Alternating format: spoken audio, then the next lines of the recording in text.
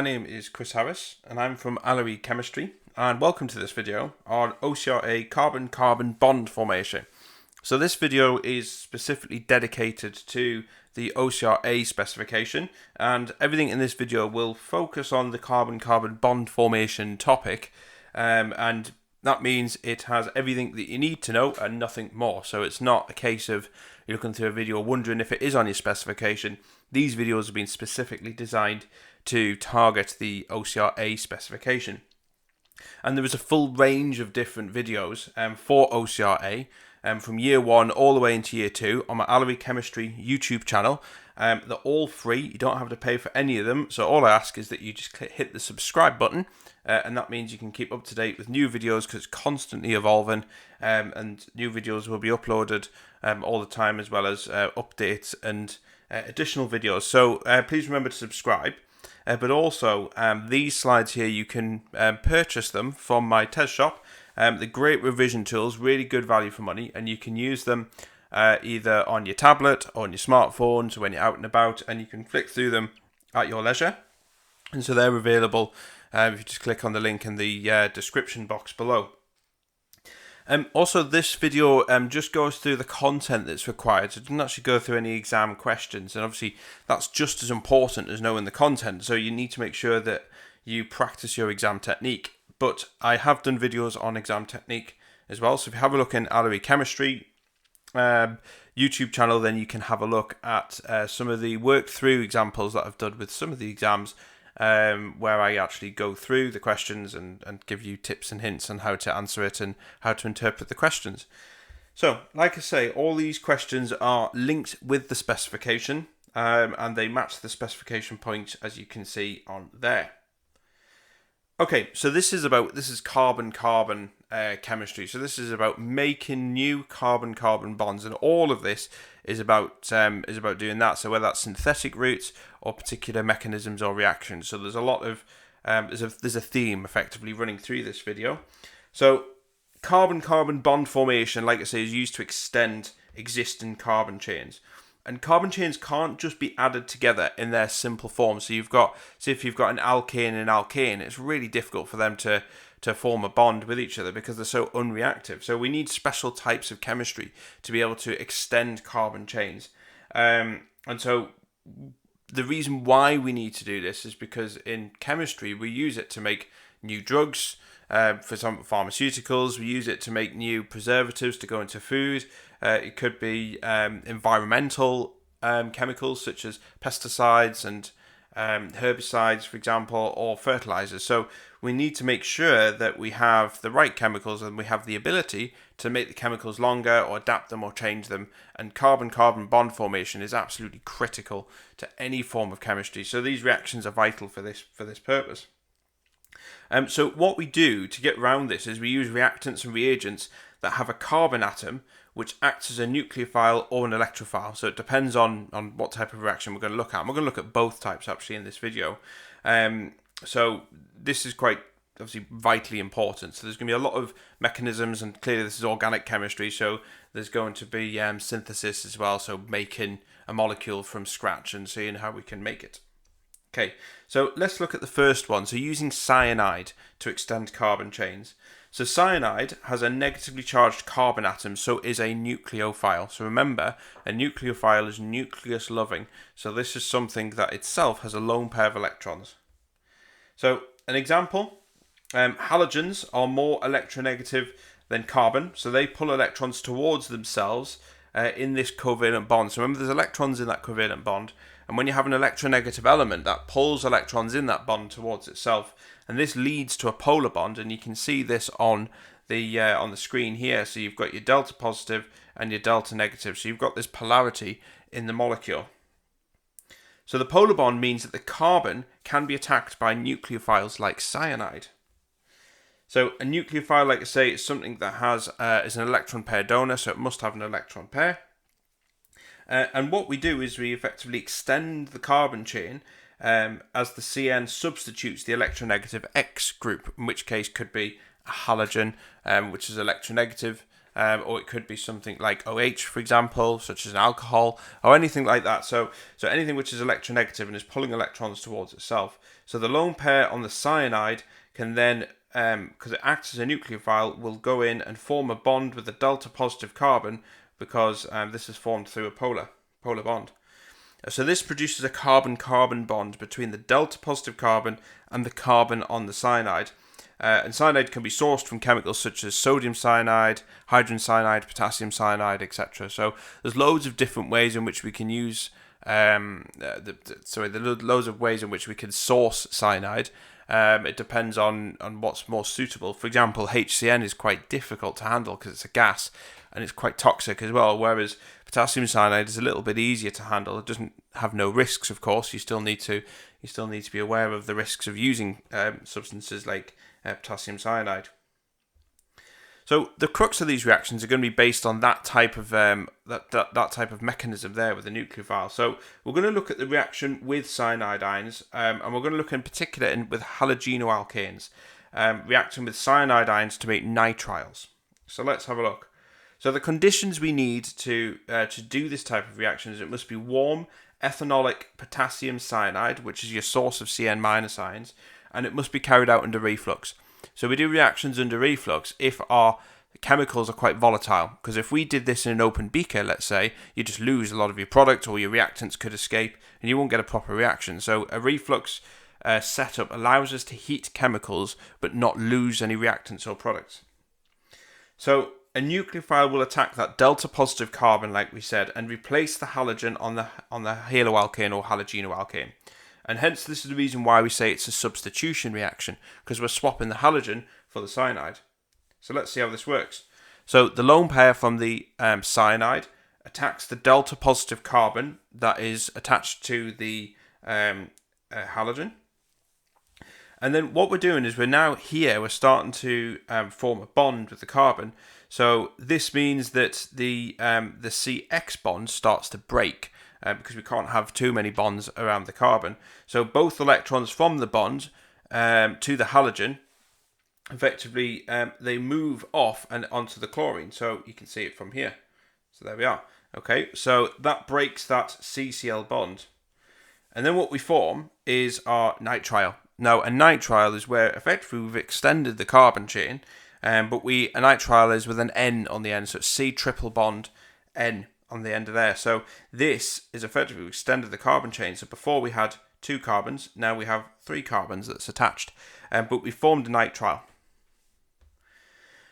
So the overall reaction is your halogenoalkane or your haloalkane reacting with potassium cyanide, which is here. That forms our nitrile compound. Whatever the R group is depends on how many carbons we've got, and it also forms our halogen here. Now this could be, for example, this is KCN, so you could have whatever metal is attached to there will bond to this chloride ion. So that's quite important. Okay, so let's look at potassium cyanide and carbonyl group. So potassium cyanide reacts with carbonyl compounds to produce hydroxynitriles. Okay, so let's have a look. So the reaction occurs via nucleophilic addition. Okay, so so this means we have a nucleophile, which is your Cn- ion, that's attacking the carbonyl group. Remember the carbonyl group is C double bond O. This adds on to make your hydroxynitriles. So this is molecules that contain your OH and Cn group. So potassium cyanide is used to produce the Cn- ions, and when it's dissolved in acidic solution, it dissociates to form K+ and Cn- ions. So you can see that there. So let's have a look at the first one. So the Cn- ion comes from potassium cyanide, and this is a nucleophile. So it's a nucleus-loving species. So that means it will attack a delta positive carbon, and that's exactly what it'll do here. So that positively charged carbon is attacked by the cyanide, and the lone pair of electrons are donated from the cyanide ion. So then immediately what we have is 2 electrons from that double bond then shift into the oxygen, because we're forming too many bonds around carbon, so we have to break one of them.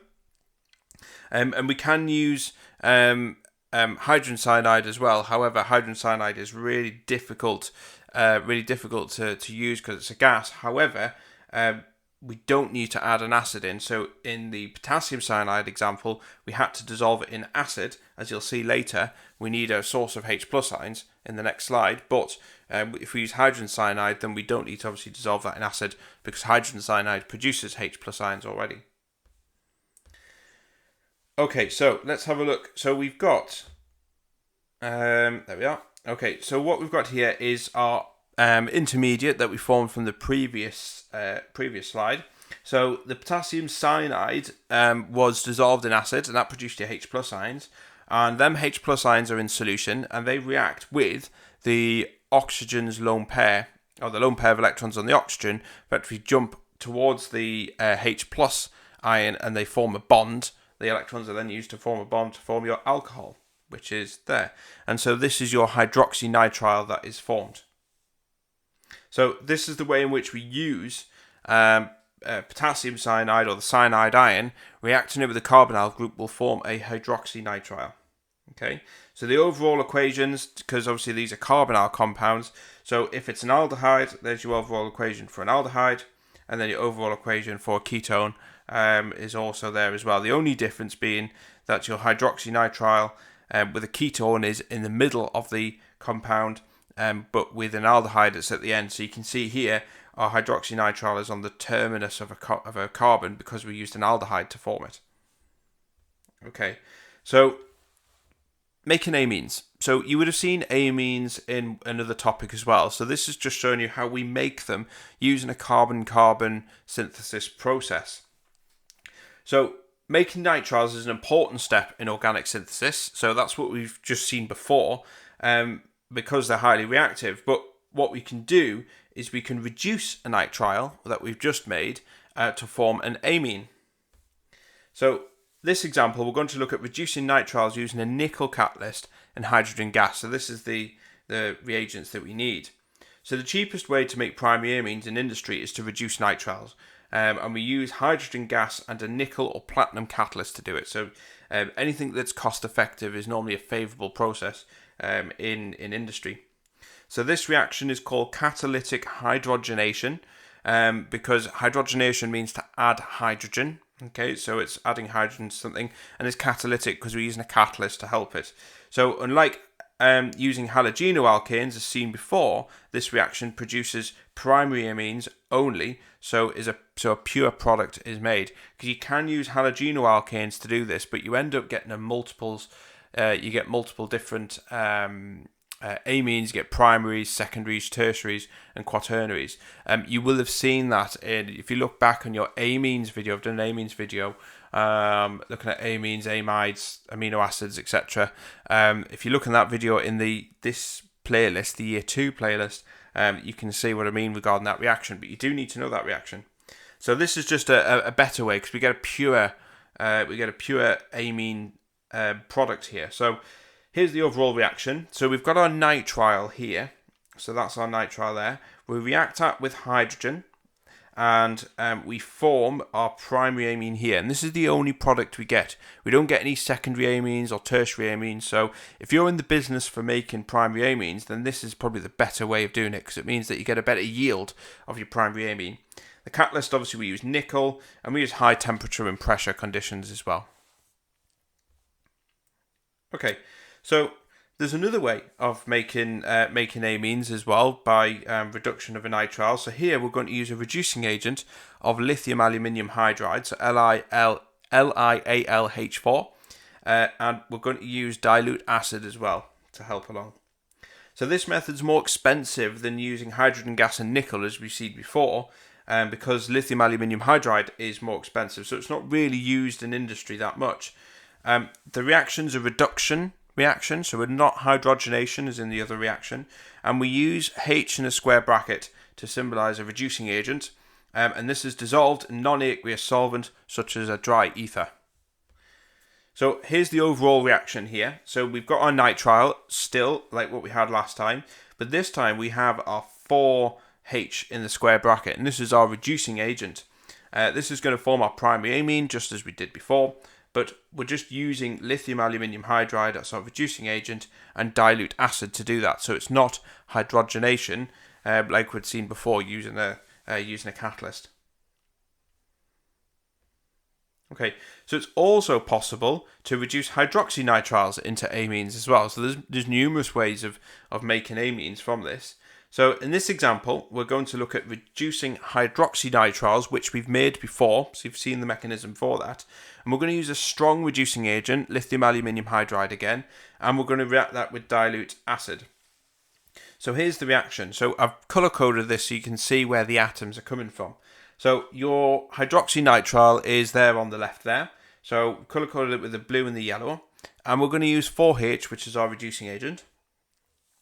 And so this is going to form our amine. Now you can see here the COH remains untouched, but what happens is the CN part here, so this bit here, so the nitrogen remains there. But what we're doing is we're adding the hydrogen, so that carbon should be yellow as well. But we're adding the hydrogen, 2 hydrogens to this carbon, and we're adding 2 hydrogens to this nitrogen as well. So you can see this is why we need 4 molecules of the reducing agent to add the 4 hydrogens that we can see on there. And of course we use lithium aluminium hydride and dilute acid to help that go. So it's just another way of making a primary amine, but this one's got obviously a hydroxy group attached to it as well. Okay, so we can use a nickel catalyst under high temperature as well. So we can use that in, there's various ways of doing that. It's obviously going to be cheaper doing it that way, using a nickel catalyst and hydrogenation, rather than using lithium aluminium hydride, because that is a little bit more expensive. Okay, so let's look at how we make carboxylic acids then. So we've looked at how we make amines, hydroxynitriles, and we've looked at what the carbon-carbon bond formation is with them molecules, but we also need to do the same for making carboxylic acids. So a carboxylic acid can be made by hydrolyzing nitriles. Okay, so we've looked at how we made nitriles. So if we hydrolyze these, we can make carboxylic acids. So if we hydrolyze a nitrile, we do it using dilute nitric acid, and we do it under reflux, again for the same reasons why we use reflux as explained before. So the carbon in the carboxyl group, so that's the COOH group, formed originates from the nitrile group in the reactant, and you'll see this in the reaction here. So here's your nitrile. So your nitrile has, and I've colour-coded it as well so you can see where the atoms are coming from, but you can see here that we've got our CN, here's our nitrile group here, okay? We've also got water and obviously acid in there as well, so we've got an acid that helps to form the carboxylic acid, and all this is done under reflux and dilute nitric acid as well. So the carboxylic acid that we form is this one here. So we've got RCH2C, so this green C has come from here, okay, and the remaining bit, the OOOH, has actually come from your water, which was here, but we needed something to help that along.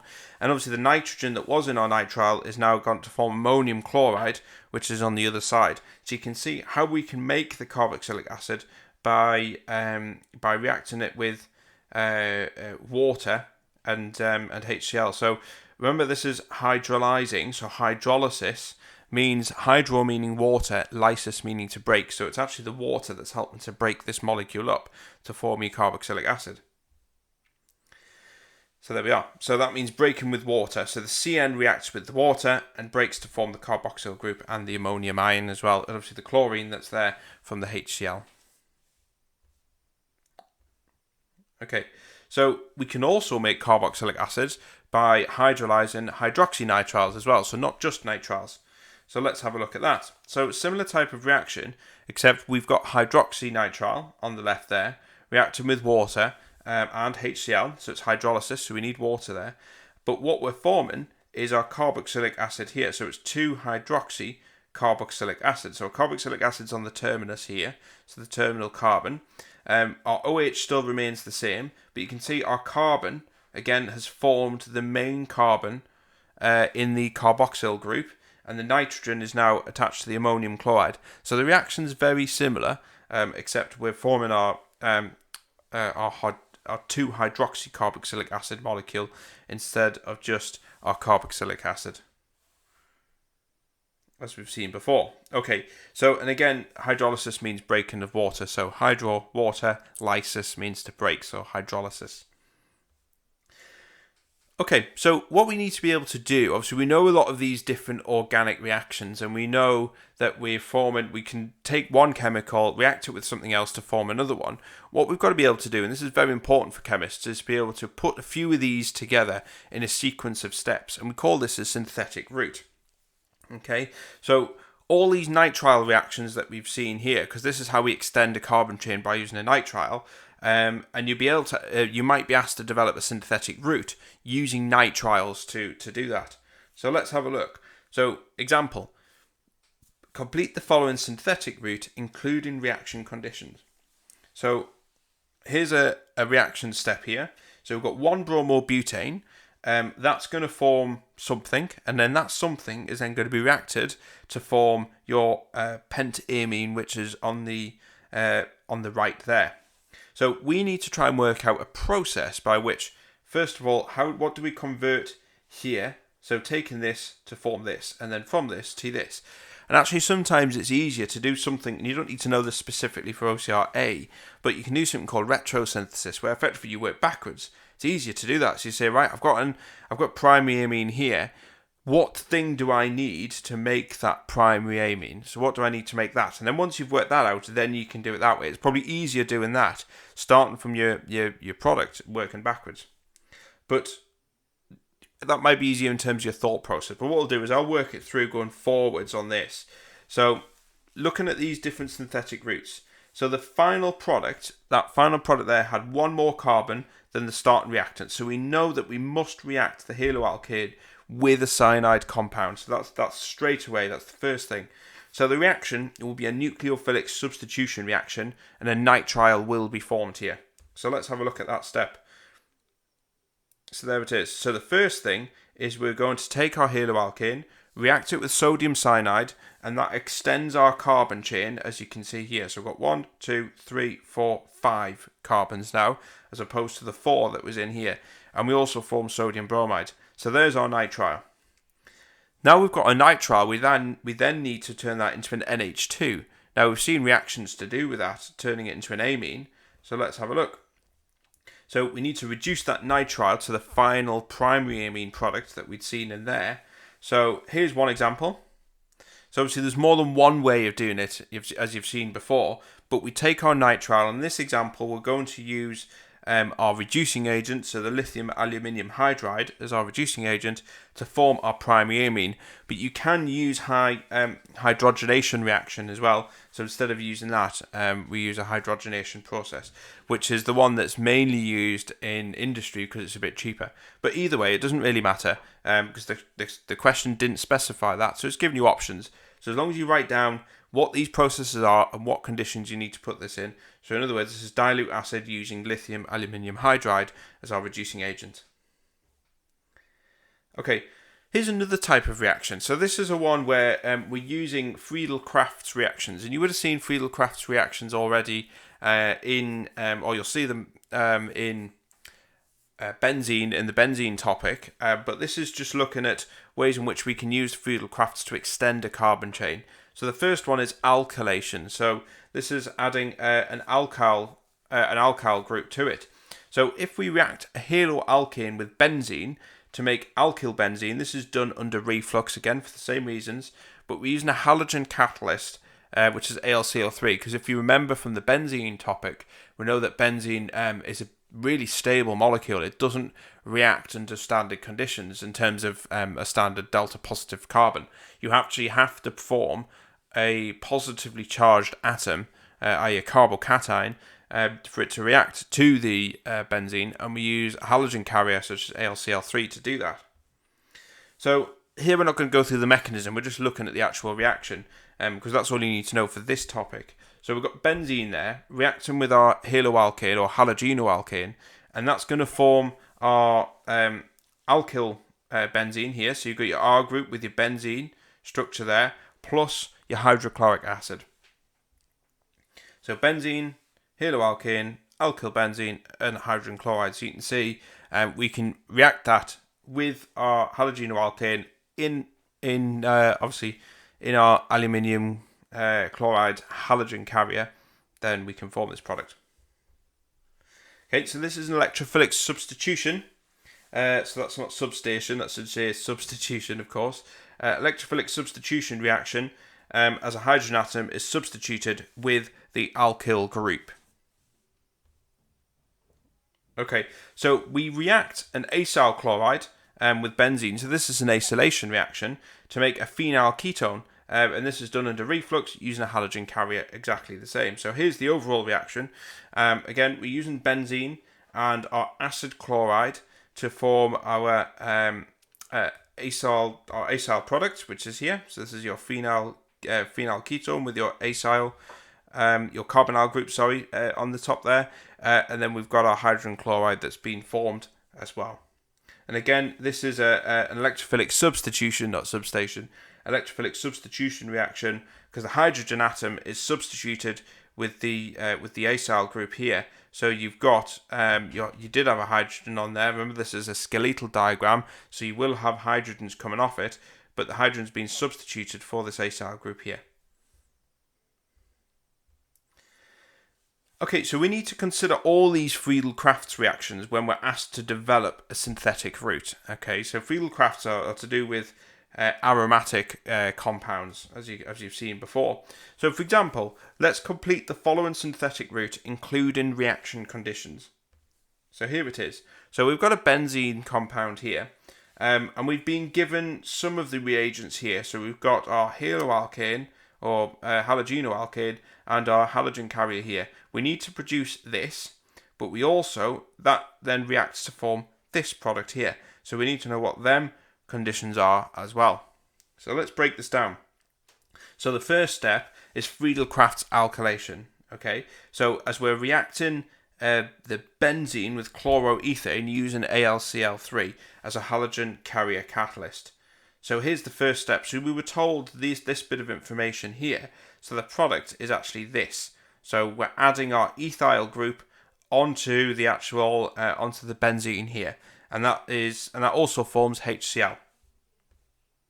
So the next step is to do a Friedel-Crafts acylation, as we're needing to add that acyl group, as we'd seen on the top of the molecule, to the benzene ring. And again, we use the halogen carrier to form our carbocation. So we use the acyl chloride in this case because we're doing acylation, and we're going to use ethanoyl chloride. So you can see here, this was the product that we had before with our alkyl group attached to it. So we're going to use ethanoyl chloride here, because one with 2 carbons, plus aluminium chloride halogen carrier. The reason why we use this product is because we need 2 carbons in this one, so it must be ethanol chloride to form this here. And then that obviously produces HCl as well. You've got to treat that with care, because that's a white misty fumes you'll get formed, and it's quite toxic. So you don't want to breathe that in, and very acidic. Okay, and that's it. So that's the whole video on carbon-carbon bond formation. As you can see, there's a lot of information there on organic reactions, but you can see, hopefully you can see the methodology in trying to work that out. Like I say, the whole series of videos for OCR A on Allery Chemistry YouTube channel. Please subscribe to the channel to get all your updates. That'll be fantastic. And also, again, if you want a copy of these, then if you click on the link, you can purchase them at the test shop. Good value for money and great to supplement your revision. Okay, that's it. Bye bye.